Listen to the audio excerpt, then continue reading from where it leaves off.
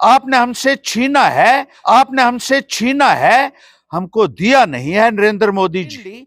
जम्मू कश्मीर को आपने डिमोट कर दिया, उसका दर्जा घटा दिया और उसके बाद लगातार कई साल तक लोगों को ये कहते रहे कि आप तालियां बजाइए, आप ढोल पीटिए, और भारतीय जनता पार्टी के लोग सच में ढोल पीटते रहे कि जम्मू कश्मीर का रियासत का दर्जा छीन लिया गया है।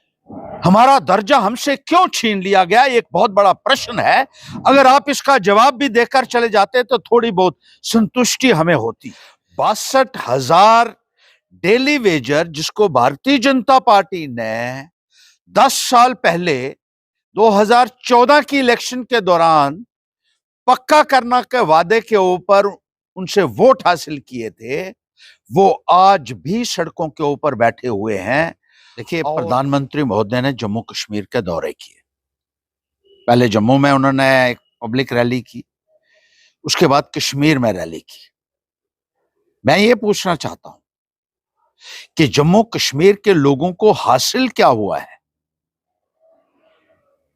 उनके आने से फायदा क्या हुआ है, नुकसान क्या हुआ है, इसके ऊपर भी मंथन होना चाहिए। प्रधानमंत्री जब जम्मू में आए या कश्मीर में आए, करोड़ों और अरबों रुपए का एक्सपेंडिचर हुआ है स्टेट एक्सचेकर से, यानी जो पैसा पब्लिक का पैसा था वो पैसा पॉलिटिकल रैलीज में खर्चा किया है। इस पैसे से जम्मू कश्मीर के अवाम को बहुत सारी सुविधाएं मिल सकती थी जो उनकी पॉलिटिकल रैली में खर्चा किया गया है सरकारी खजाने से। पहली बात तो ये कि इस खर्चे से तमाम डेली वेजर्स पक्के हो सकते थे। 62,000 डेली वेजर जिसको भारतीय जनता पार्टी ने 10 साल पहले 2014 की इलेक्शन के दौरान पक्का करना के वादे के ऊपर उनसे वोट हासिल किए थे, वो आज भी सड़कों के ऊपर बैठे हुए हैं और ये पैसा इस्तेमाल किया जा सकता था उनको पक्का करने का। लोगों के लिए प्रधानमंत्री महोदय ने क्या कहा है? उन्होंने आकर यहां जम्मू में आए तो ये कहा कि मुझे 370 सीटें दीजिए। जो पहले सीटें दी थी ये नहीं बताया कि उसके एवज में उन्होंने जम्मू कश्मीर को क्या दिया है। और कश्मीर में जाकर भी सिर्फ विरोधी पार्टियों की आलोचना की है।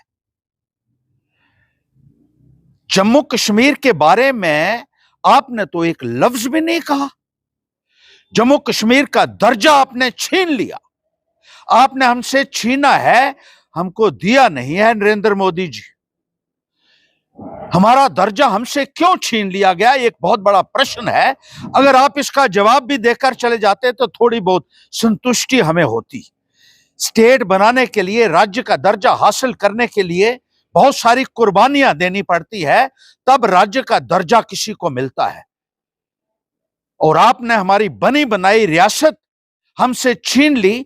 जम्मू कश्मीर को आपने डिमोट कर दिया, उसका दर्जा घटा दिया और उसके बाद लगातार कई साल तक लोगों को यह कहते रहे कि आप तालियां बजाइए, आप ढोल पीटिए, और भारतीय जनता पार्टी के लोग सच में ढोल पीटते रहे कि जम्मू कश्मीर का रियासत का दर्जा छीन लिया गया है। असेंबली इलेक्शन के बारे में आपने एक अल्फाज नहीं कहा। हमारा जो जमहूरी अधिकार बनता है वो भी हमसे छीन लिया गया है। लोगों को बहुत सारी तवक्कुजात थी। जो बेरोजगार नौजवान सड़कों के ऊपर बैठने के लिए मजबूर है, लाखों की तादाद में नौजवान बेरोजगार है। हम ये उम्मीद करते थे कि आप कम से कम एक एम्प्लॉयमेंट पैकेज जम्मू कश्मीर के नौजवानों के लिए भी ऐलान करें।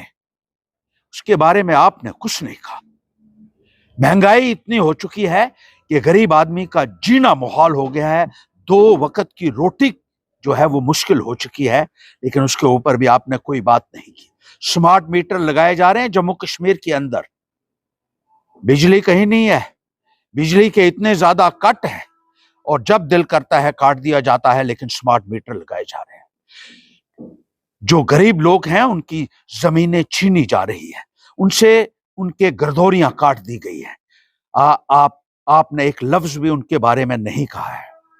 जिस तरीके से नए नए कानून बनाकर लोगों को अपने पहले से मुहैया अधिकारों से वंचित किया जा रहा है, उसके बारे में आपने कोई बात नहीं की। अपनी जमीन पर कोई आज गांव में, कस्बे में मकान नहीं बना सकता है जब तक इजाजत ना ले ले रेवेन्यू डिपार्टमेंट से या रूरल डेवलपमेंट डिपार्टमेंट से और बहुत सारे डिपार्टमेंट से। नए नए कानून बनाकर लोगों को प्रताड़ित किया जा रहा है। लोगों को इन कानूनों से निजात चाहिए थी, आपने कुछ नहीं कहा। आपने कश्मीर में जिक्र किया कि जम्मू कश्मीर बैंक को लूटा जा रहा है, लूटा गया पिछले सालों में।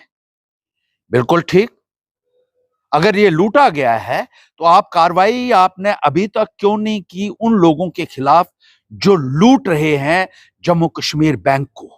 सिर्फ बयान देने से और किसी के ऊपर इल्जाम लगाने से बात नहीं होगी मोदी जी।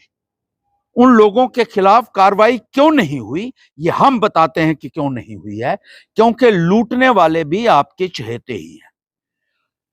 भारतीय जनता पार्टी और पीडीपी की सरकार जब थी तो 3,500 लोगों को बैक डोर से अपॉइंट किया गया।